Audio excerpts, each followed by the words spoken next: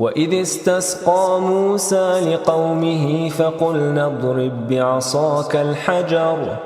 فَانفَجَرَتْ مِنْهُ 12 عَيْنًا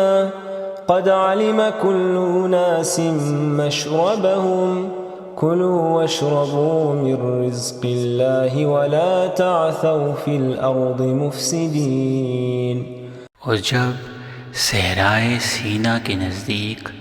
بنی اسرائیل کے قبائل کو پانی کی ضرورت محسوس ہوئی تو موسیٰ کلیم اللہ نے اپنی قوم کے لیے اللہ سے پانی کی درخواست کی، تو ہم نے موسیٰ کو حکم دیا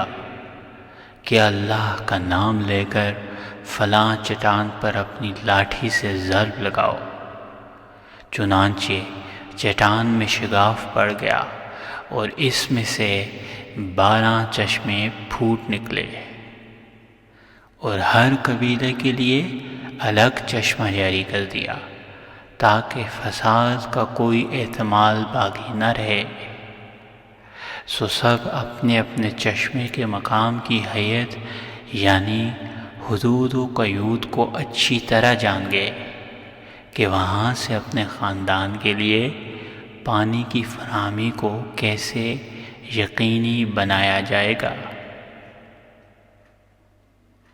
ہم نے بھی اس وقت ان کے لیے ہدایات جاری کر دی کہ اللہ کے عطا کردہ رزق طیب سے دعوت و ضیافت کا اہتمام کرو، اور زمین میں قیام امن کے لوٹ جانے کے بعد پھر سے شورش برپا کرنے میں نہ لگ جاؤ۔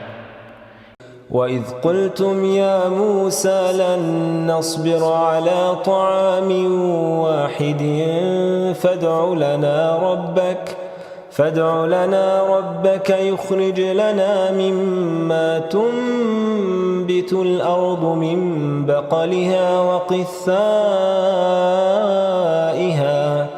وَقِثَّائِهَا وَفُومِهَا وَعَدَسِهَا وَبَصَلِهَا قَالَ أَتَسْتَبْدِلُونَ الَّذِي هُوَ أَدْنَىٰ بِالَّذِي هُوَ خَيْرٌ اهْبِطُوا مِصْرًا فَإِنَّ لَكُم مَّا سَأَلْتُمْ وَضُرِبَتْ عَلَيْهِمُ الذِّلَّةُ وَالْمَسْكَنَةُ وَبَاءُوا بِغَضَبٍ مِّنَ اللَّهِ ذَلِكَ بِأَنَّهُمْ كَانُوا يَكْفُرُونَ بِآيَاتِ اللَّهِ وَيَقْتُلُونَ النَّبِيِّينَ بِغَيْرِ الْحَقِّ ذَلِكَ بِمَا عَصَوا وَكَانُوا يَعْتَدُونَ۔ اور جب تمہارے اسلاف نے یہ گلے شکوے کیے کہ اے موسیٰ، ہم تو من و سلوہ میں ایک ہی قسم کی ضیافت سے بیزار ہوئے جاتے ہیں اور ہمارے لیے ان پر مزید صبر کرنا ممکن نظر نہیں آتا، سو اپنے رب کی بارگاہ میں پیش ہو کر ہمارے حق میں یہ استدعا فرمائیے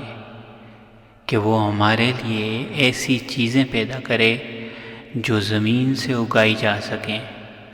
مثلاً ساگ، ترکاری، کھیرا، ککڑی، گندم، دالیں اور پیاز وغیرہ۔ موسیٰ اپنی قوم سے مخاطب ہوئے اور فرمانے لگے، تمہیں کیا ہو گیا ہے کہ تم من و سلوہ جیسے اعلیٰ درجے کی غذائیت سے بھرپور رزق جو بے مشقت مل رہا ہے کے بدلے ایسی خوراک کے طلبگار ہو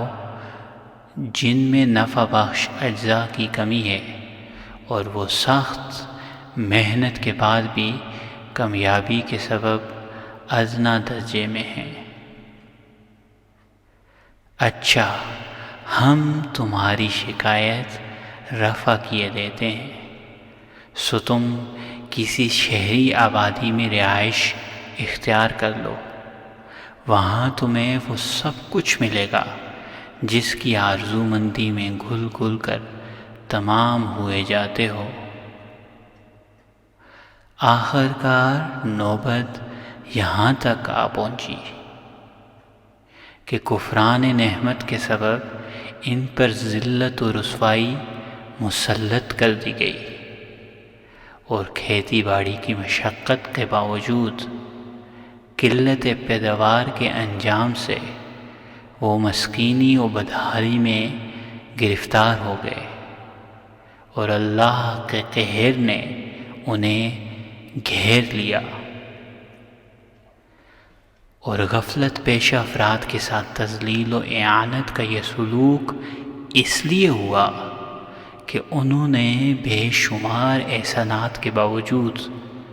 اللہ کی ان آیات سے منہ پھیر لیا اور انہیں برحق تسلیم کرنے سے انکار کر دیا تھا جن میں فرمانبرداری کا حکم دیا گیا، اور نقص سے امن پیدا کر کے بلوائیوں کی طرح حملہ آور ہو کر بڑی سفاکی و بے انصافی سے انبیاء اکرام کا قتل بھی کر دیتے تھے۔ یہ سارے عذاب ان کی معصیت اور حدود شرع سے تجاوز کر جانے والے اعمال کا واضح حاصل تھے۔